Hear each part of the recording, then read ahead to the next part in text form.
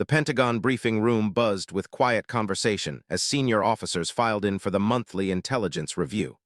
At the far end of the polished table sat a woman in simple Navy working uniform, no ribbons visible, no rank insignia that anyone could see clearly.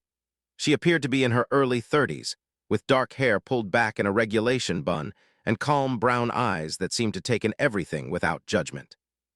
Lieutenant Sarah Chen had arrived 30 minutes early, as was her habit. She preferred to observe the room, understand the dynamics before the meeting began. In her line of work, information was everything, and information included reading people as much as reading classified reports. The other attendees were exactly what she'd expected. Senior officers from every branch, their chests heavy with ribbons and decorations. Men who'd commanded thousands, fought in multiple theaters, earned their positions through blood, sweat, and political skill. They moved through the room with the confidence of people accustomed to being the most important person in any given space. Sarah understood their world, even if she wasn't part of it. For the past 8 years, she'd operated in the shadows, where rank mattered less than results, and decorations would only get you killed. But today, she'd been summoned into the light. Admiral Marcus Webb entered the room like a force of nature.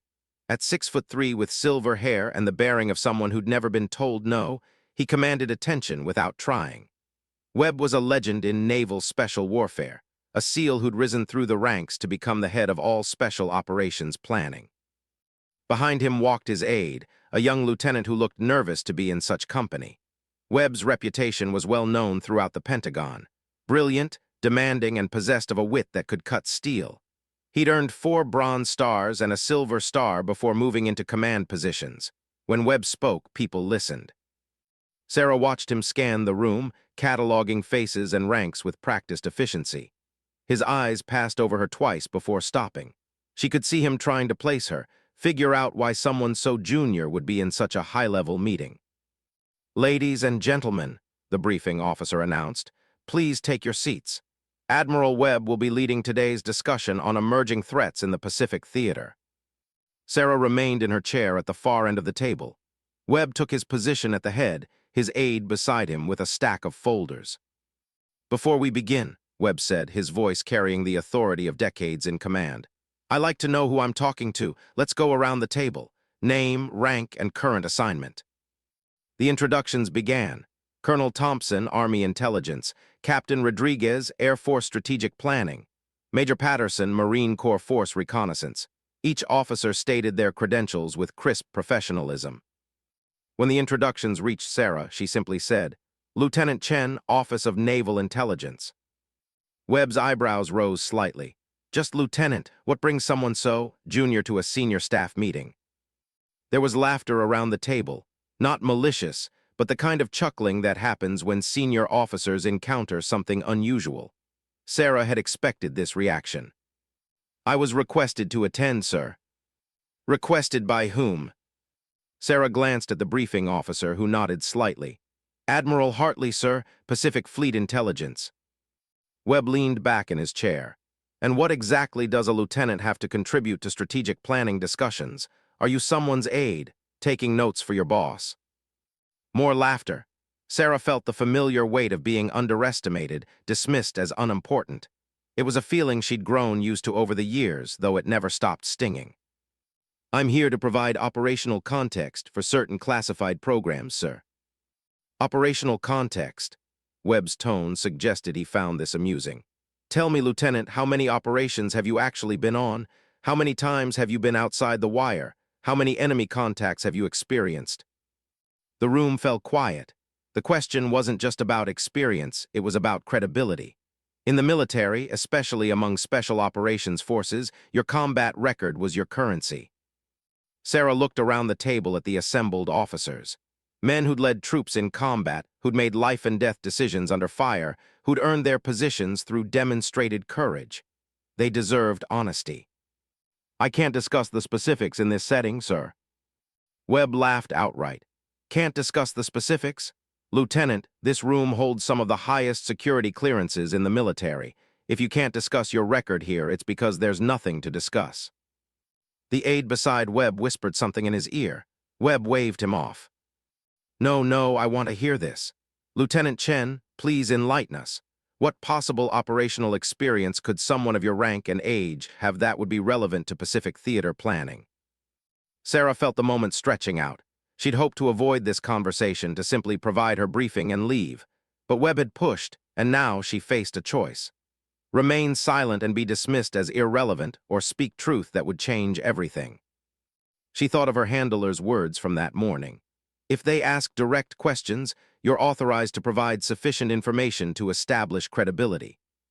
Sarah took a breath and looked directly at Admiral Webb. I can't provide details about specific operations, Admiral, but I can tell you that over the past 8 years, I've conducted 47 solo infiltration missions across 6 countries. I've eliminated 38 high-value targets using methods ranging from long-range precision shooting to close-quarters combat. I speak fluent Mandarin, Korean, and Arabic, and in certain circles I'm known by a code name. The room had gone completely silent. Webb's expression shifted from amusement to attention. And what code name would that be, Lieutenant? Sarah hesitated one final moment, then spoke the words that would change everything. Silent Reaper, sir. The reaction was immediate and electric. Admiral Webb's face went white. His aide dropped his pen. Around the table, officers sat straighter, their casual attitudes replaced by something approaching awe. Because everyone in that room had heard of the Silent Reaper. The silence in the Pentagon briefing room stretched for what felt like minutes, but was probably only seconds. Admiral Webb stared at Sarah as if she'd just claimed to be a character from a movie. Around the table, the other senior officers exchanged glances that ranged from skeptical to amazed. That's impossible, Webb said finally, his voice lacking its earlier confidence. The Silent Reaper that's a ghost story, an urban legend that intel guys use to scare enemy operatives. Colonel Thompson from Army Intelligence cleared his throat. Actually, Admiral, the Reaper is very real. We've been tracking the results of those operations for years. 38 confirmed kills, all high-value targets, all missions accomplished without a single civilian casualty or operational compromise. Sarah watched Webb's face as the information sank in. She'd hoped to avoid this conversation entirely, but now that it had started, she might as well finish it properly. The legend is mostly accurate, she said quietly. Though some details have been exaggerated over time, I don't actually disappear in shadows, and I've never killed anyone with a playing card. Major Patterson leaned forward. The Taliban commander in Kabul, 3 years ago, single shot from over a mile away, right through the window of a moving vehicle. That was you. I can't confirm specific operations. The North Korean scientist in Pyongyang, Captain Rodriguez added. Made to look like a heart attack, no traces of foreign substances, no signs of violence. Sarah remained silent, but her slight nod was confirmation enough.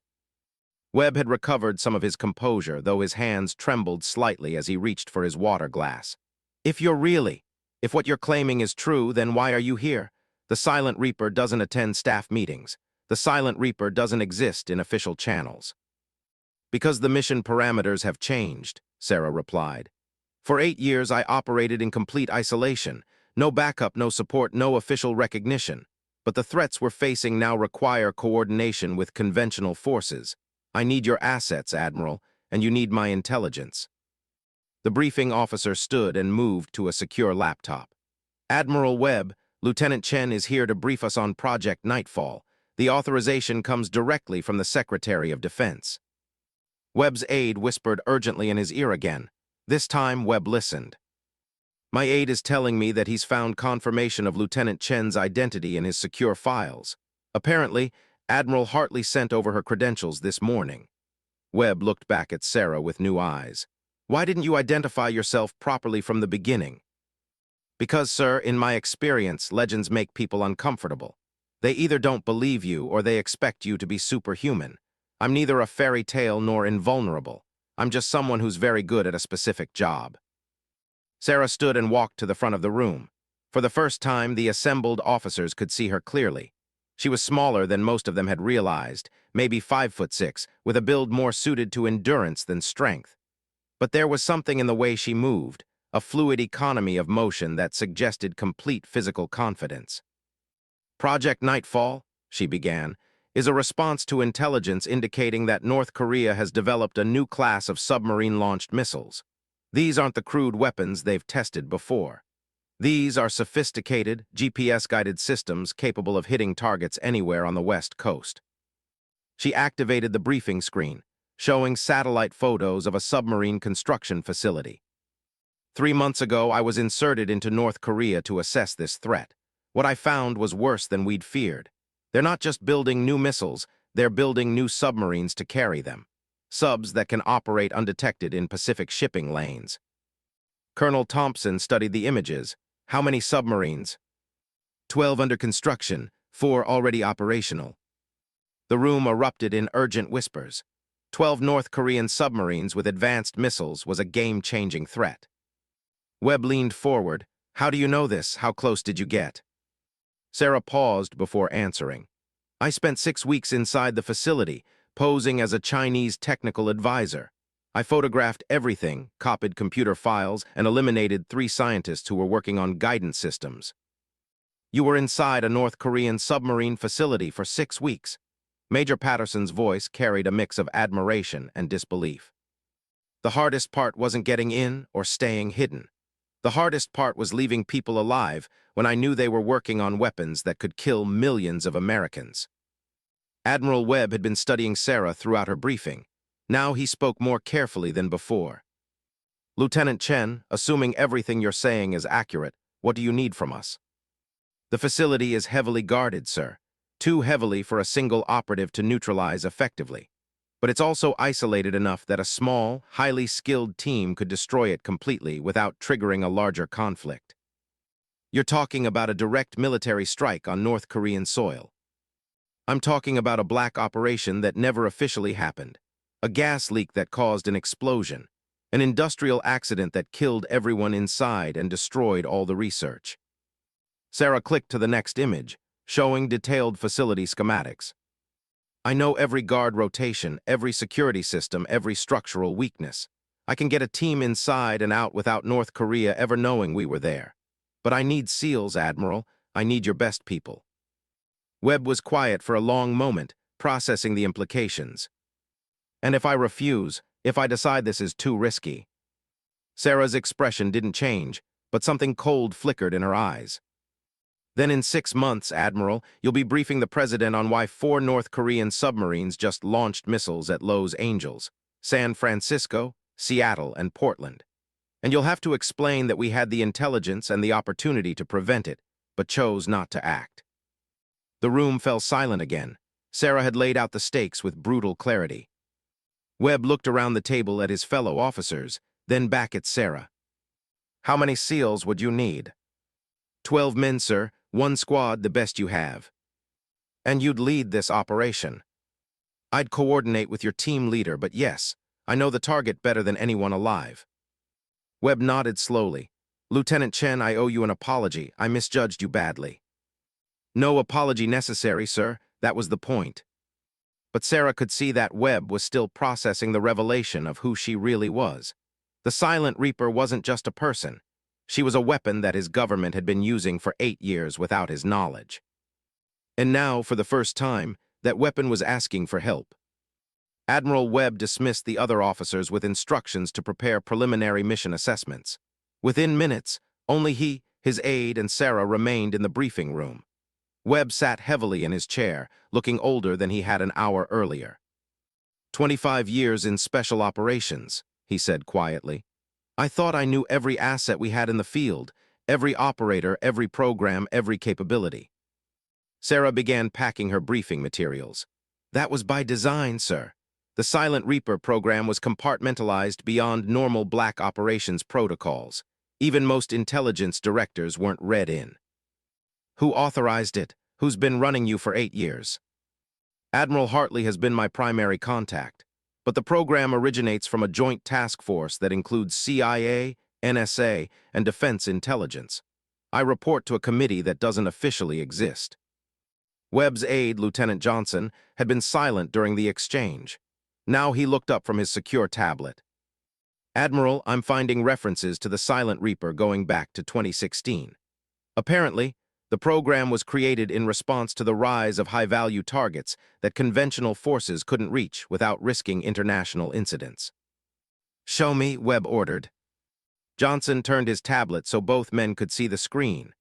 Sarah caught glimpses of her own operational summaries, mission reports that she'd never seen compiled in one place. 38 confirmed eliminations, Johnson read. 0 civilian casualties, 0 compromised operations, 0 failed missions. He looked up at Sarah with something approaching awe. Ma'am, your success rate is literally perfect. Webb studied the reports. The Iranian nuclear scientist in Tehran, the Russian arms dealer in Moscow, the Chinese intelligence officer in Hong Kong. He looked at Sarah. These weren't just kills, these were messages, demonstrations that nowhere was safe for people who threatened American interests. That was part of the strategic purpose, Sarah confirmed.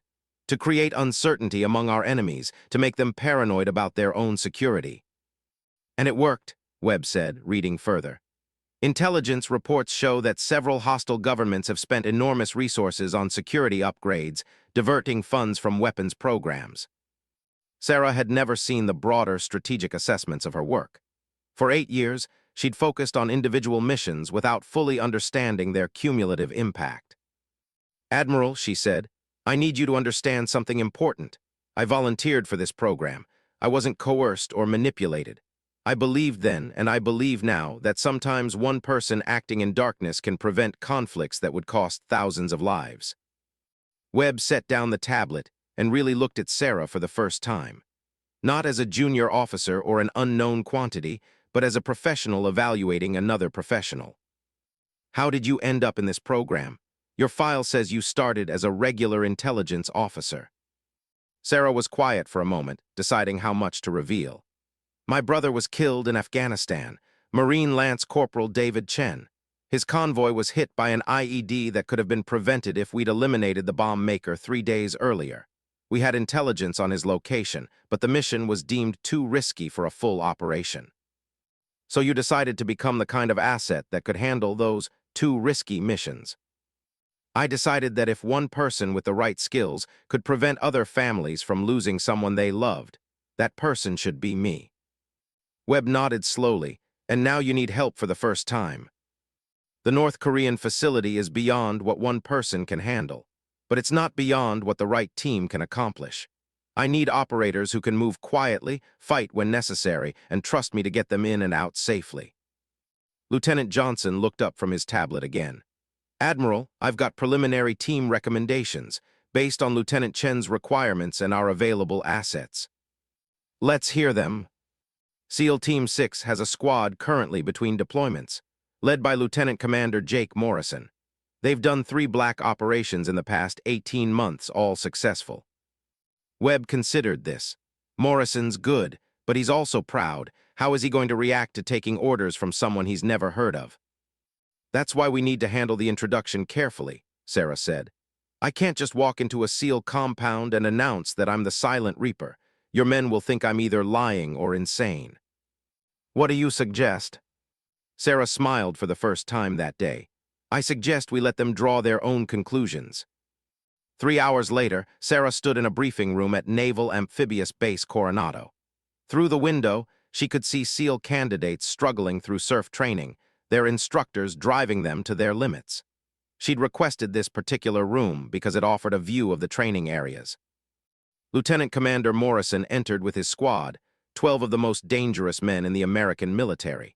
They moved with casual confidence, their eyes automatically cataloging exits, threat positions, and weapon placements. Morrison himself was exactly what Sarah had expected from his file. 6'2", built like an athlete, with the kind of intense focus that came from years of life-and-death operations. His men arranged themselves around the room with practiced efficiency. Gentlemen, Morrison began, this is Lieutenant Chen from Naval Intelligence. She's going to brief us on a potential operation. Sarah could read the skepticism in their faces. To them, she was just another intelligence officer with theories and no field experience. Before we begin, Morrison continued, Lieutenant Chen, these men have the right to know who they're working with. What's your operational background? The question was fair, but Sarah could hear the challenge in it. Morrison was testing her, giving her the opportunity to establish credibility or admit she didn't belong. Sarah walked to the front of the room and faced the SEALs. 12 men who'd volunteered for the most dangerous missions their country could ask of them. Men who'd earned their place through demonstrated courage and skill. They deserved the truth. "Gentlemen," she said, "for the past 8 years, I've operated as a singleton asset in denied territory. I've conducted 47 infiltration missions across 6 countries, resulting in 38 enemy eliminations. I've never been detected, never been compromised, and never failed to complete an assigned mission." The SEALs exchanged glances. The numbers were impressive, but anyone could claim impressive numbers. "In special operations communities," Sarah continued, "my work has been attributed to an operator known as the Silent Reaper. Some of you have probably heard stories about that operative. I'm here to tell you that those stories are mostly true." The reaction was immediate. Several SEALs sat straighter. Others leaned forward with new interest. One whispered something to his teammate. Morrison's expression had shifted from skeptical to intrigued. "If that's true, then you're the one who took out the Taliban commander in Kabul, single shot through a moving vehicle." "Among other operations." "The Russian arms dealer who died in his own safe room in Moscow. Locked from the inside, no signs of entry." "I can't discuss specific operational details." Morrison studied her for a long moment. Then he did something Sarah hadn't expected. He smiled. "Ma'am, if you're really the Silent Reaper, then this is the honor of my career. We've been trying to figure out how those operations were accomplished for years." Sarah felt a weight lift from her shoulders. These men weren't dismissing her. They were accepting her as a peer. "Thank you, Commander. Now let me show you why I need your help." 2 weeks later, Sarah crouched in the darkness of a North Korean forest, watching the submarine facility through night vision equipment. Beside her, Lieutenant Commander Morrison studied the same target through his own scope. "Your intelligence was perfect," he whispered. "Guard rotation exactly as described. Sensor placements match your diagrams. How long were you inside this place?" 6 weeks, Sarah replied softly. "Long enough to memorize every detail." Behind them, Morrison's SEAL team waited in perfect silence. 12 men who'd spent the past 2 weeks training with Sarah, learning to trust her judgment and adapt to her methods. The integration hadn't been seamless. SEALs were used to working as a unit, while Sarah had operated alone for 8 years. But mutual respect had grown through shared preparation. "Reaper," came a voice through Sarah's earpiece. It was Petty Officer Martinez, the team's communications specialist. "Satellite shows no unusual activity. Naval assets are in position for extraction." Sarah had never worked with such extensive support. For 8 years, every mission had been solo, with only distant backup and emergency extraction protocols. Having 12 highly trained operators watching her back felt almost luxurious. "Morrison, final equipment check," she whispered. The SEAL commander activated his throat mic. "Sound off, team." Each operator confirmed his gear status. Explosives, weapons, communications, night vision, everything green and ready. Sarah checked her own kit one final time. Along with standard equipment, she carried specialized tools accumulated over years of solo operations. Lockpicks that looked like pens, surveillance devices disguised as common objects, and a custom knife that had saved her life in 3 different countries. "Insertion in 30 seconds, she announced. "Remember, this isn't a raid, it's a surgical strike. We go in quiet, place charges at designated points, eliminate only necessary targets, and extract before anyone knows we were here." Morrison nodded. His team had trained for this exact scenario, but Sarah's experience made her the mission commander. It was an unusual arrangement. SEALs typically followed their own chain of command. But Admiral Webb had made it clear that this operation belonged to the Silent Reaper. Sarah moved forward, her team following in practiced formation. She'd mapped every approach route during her previous infiltration, identifying sensor gaps and blind spots in the facility's security. The first obstacle was a chain-link fence topped with razor wire. Sarah produced wire cutters and opened a passage large enough for the team. They moved through single file, each SEAL pausing to ensure the fence behind him appeared undisturbed. 20 meters ahead lay the real challenge, a network of motion sensors and infrared cameras that covered all approaches to the main facility. Sarah had memorized the timing of each sensor sweep during her previous mission. "Follow my exact path," she whispered. Step where I step, pause when I pause. The sensors have overlapping coverage with 3-second gaps. She began a complex dance through the sensor field, moving in short bursts timed to coincide with camera rotations. The SEALs followed flawlessly, their training allowing them to match her precise movements. Inside the facility's perimeter, Sarah led the team to a maintenance entrance she'd identified during her previous mission. The lock was electronic, but Sarah had memorized the access code by watching guards enter it dozens of times.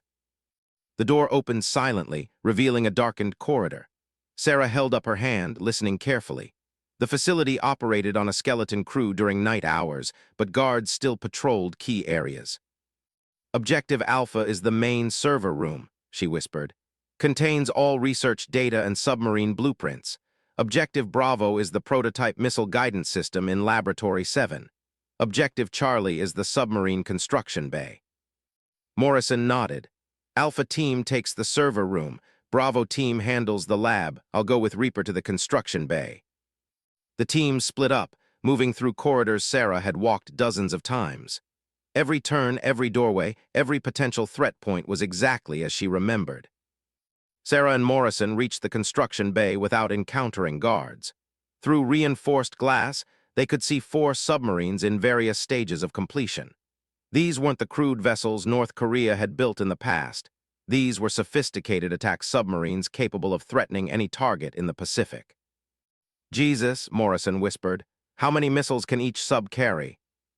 16, with a range of over 2,000 miles. Morrison began placing shaped charges at structural points Sarah had identified. The explosions would collapse the construction bay while making the disaster appear accidental. Reaper, Martinez's voice crackled through their earpieces. Alpha Team reports server room secured, data copied and charges placed. Bravo Team reporting successful completion, came another voice. Guidance system destroyed, no casualties. Sarah felt the familiar satisfaction of a mission going according to plan. But 8 years of experience had taught her that operations could go wrong in the final moments. As if summoned by her caution, alarms began blaring throughout the facility. Compromise, Sarah announced calmly. All teams accelerate timeline, detonate in 60 seconds. Morrison finished placing his final charge. What happened? Unknown, could be routine security check or real detection. Sarah checked her watch. Either way, we're leaving now. They moved quickly through corridors now filled with emergency lighting. Sarah could hear guards shouting in Korean, their voices growing closer. At the main corridor intersection, 3 North Korean soldiers appeared ahead of them. Sarah moved before Morrison could react, her knife finding the first guard's throat while her pistol dropped the other 2 with suppressed shots. Clean work, Morrison observed, stepping over the bodies. Practice, Sarah replied simply. They reached the extraction point as the other teams converged from different directions. All 12 SEALs were accounted for, mission objectives completed. Charges detonate in 15 seconds, Morrison announced. Move. The team sprinted toward their exit route as the facility erupted behind them, not with the sharp crack of military explosives, but with the rumbling collapse of structural failure. To investigators, it would appear that poor construction had caused a catastrophic accident. 6 hours later, Sarah sat in the briefing room aboard a Navy destroyer, watching satellite footage of the burning facility. North Korea's submarine program had been set back by years, possibly decades. Admiral Webb's face appeared on the secure video link from Washington. Congratulations, Lieutenant Chen. Clean operation, complete success, no casualties among our forces. Thank you, sir. There's something else, Webb continued. Admiral Hartley and I have been discussing your future. 8 years of solo operations is enough. We're offering you command of a new joint task force. Small teams, high-value targets, the kind of missions that require someone with your unique experience. Sarah looked around the briefing room at Morrison's SEAL team. Men who'd trusted her completely, followed her into extreme danger and brought everyone home safely. What would be the command structure? You'd have the rank and authority to requisition assets from any branch.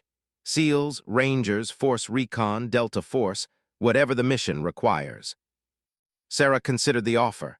After 8 years alone, the idea of working with a permanent team was appealing. I accept, sir, on one condition. Name it. Commander Morrison and his team transfer to the new unit. They've earned the right to continue this kind of work. Webb smiled. Already approved. Welcome to your new command, Lieutenant Commander Chen. Sarah felt the weight of her new rank, her new responsibilities.